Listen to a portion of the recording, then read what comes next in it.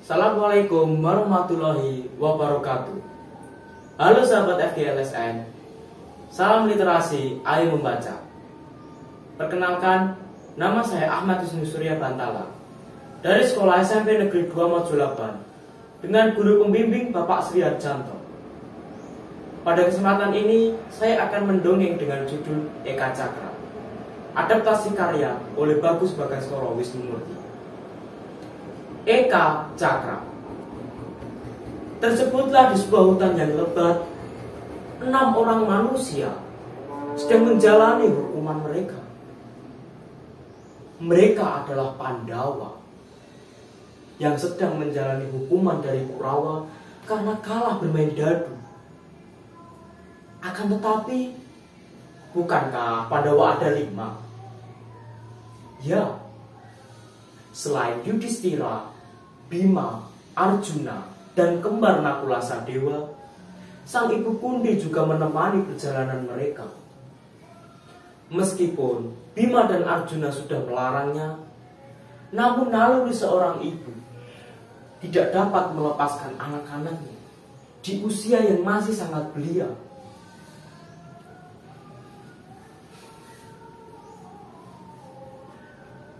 Ibu dan adik-adikku, Kanda Yudhistira minta maaf karena ulah Kanda kalian semua menjadi bernasib seperti ini. Tidak apa-apa kakak Yudhistira, aku, Arjuna, dan adik-adikmu semua akan menemanimu dalam masa hukuman ini. Anak-anakku Pandawa semua, jika kalian masih percaya pada Tuhan, seharusnya kalian ikhlas menjalani ini semua, karena Tuhan akan menyertaimu di setiap langkahmu. Wah, benar kata Ibu Kunti. Jangan pernah mengeluh, meskipun penyesalan selalu berada di akhir. Itu menjadi pelajaran berharga bagi kita semua. Mari kita lanjutkan perjalanan ini sambil mencari buah-buahan, karena nampaknya Nakula dan Sadewa sudah mulai lapar. Mereka melanjutkan perjalanan mereka. Belum lama mereka melangkah, mereka berpapasan dengan puluhan orang yang berjalan sangat tergesa-gesa, karena mereka ketakutan melihat Kunti dan anak-anaknya. Lalu, maaf Kisana, siapakah kalian semua? Kenapa kalian merasa takut bertemu kami? Dan kalian mau kemana? Berjalan sangat tergesa-gesa. Maaf Nyai, kami mau mengungsi dari Eka Cakra. Kami takut kalau Nyai adalah mata-mata dari Eka Cakra. Saya Ijrapa Nyai, dan ini semua adalah warga desa saya. Kamu tidak perlu takut, Nyai. Kami bukan mata-mata Eka Cakra. Siapakah Nyai ini, dan siapa mereka semua? Saya Kunti, Nyai, dan mereka semua adalah anak-anak saya, Yudhistira, Bima, Arjuna, dan si kembar Nakula Sadewa. Kami mau mengembara, Kiai. Saya sarankan Nyai untuk berputar arah saja, karena arah ini menuju ke Eka Cakra, Nyai. Ada apa, Kiai? Demang Ijrapa kemudian menceritakan bahwa negeri Eka Cakra dipimpin oleh seorang yang berwatak raksasa yang bernama Prabu Kalabaka. Prabu Kalabaka gemar makan daging manusia. Setiap 2 minggu sekali, para penduduk Eka Cakra harus mengirimkan 1 upeti, yaitu daging manusia, untuk menjadi santapan Prabu Kalabaka. Setelah mendengar cerita dari Ijrapa, kemudian Kunti menghampiri anaknya Bima yang berpawakan tinggi besar. Bima, anakku. Aku ibu. Apa yang diajarkan mendiang ayahmu Pandu kepadamu, nak? Membela yang tertindas meskipun nyawa sebagai taruhannya. Inilah saatnya engkau menunjukkan dharmamu sebagai seorang kesatria, Bima. Aku mohon doa restumu, ibu.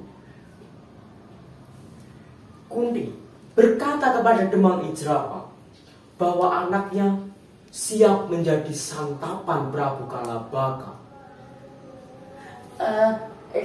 Jangan, Nyai, jangan.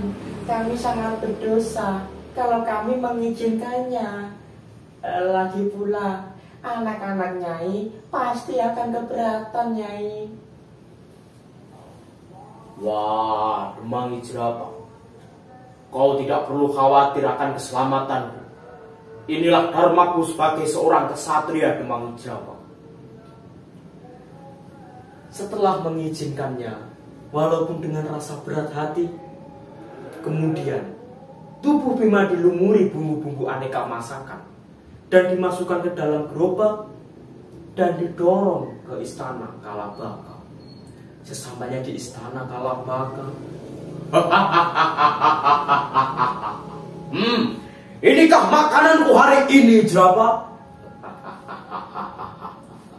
Tinggi besar, pasti dagingnya sangat enak. Apalagi sudah dilumuri bumbu aneka masakan yang harumnya membuat selera makanku naik. Ampun Sang Prabu, silakan paduka nikmati hidangan dari kami. Prabu Kalabaka mendekati Bima yang sudah dilumuri oleh bumbu-bumbu aneka masakan. Di saat Prabu Kalabaka akan memegang tangan Bima, tiba-tiba mulutnya berlumuran darah, giginya rompang. Kurang ngajar kau, berani-beraninya engkau. Hai Rajangga, akulah yang akan menghentikanmu. Kurang ngajar. Akan kumakan hidup-hidup kau anak muda. Seketika terjadilah pertempuran yang sangat sengit antara Prabu Kalabaka dan Bima. Mereka menerjang, melompat, dan saling memukul. Kondisi istana kacau. Para punggawa lari berhamburan, tak terkecuali Demang Ijrapa. Mereka mencari tempat yang aman. Pilar-pilar penyangga roboh karena terkena tendangan-tendangan dan pukulan-pukulan mereka. Lalu tiba-tiba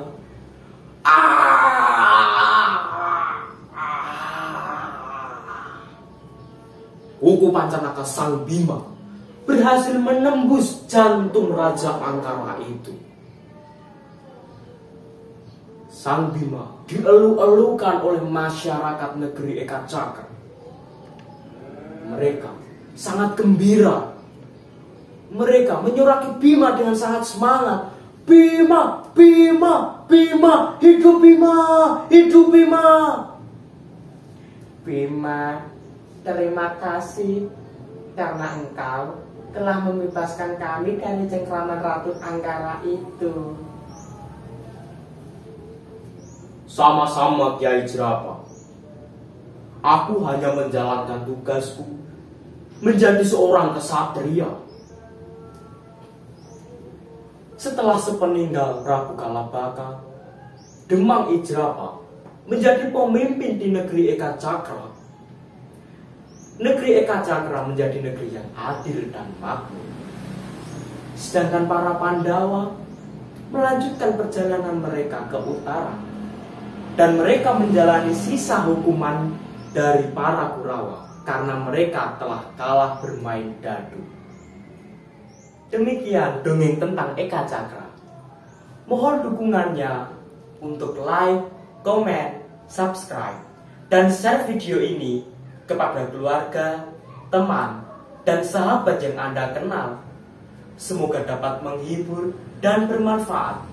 Terima kasih sahabat FGLSN. Salam literasi, ayo membaca. Sampai jumpa.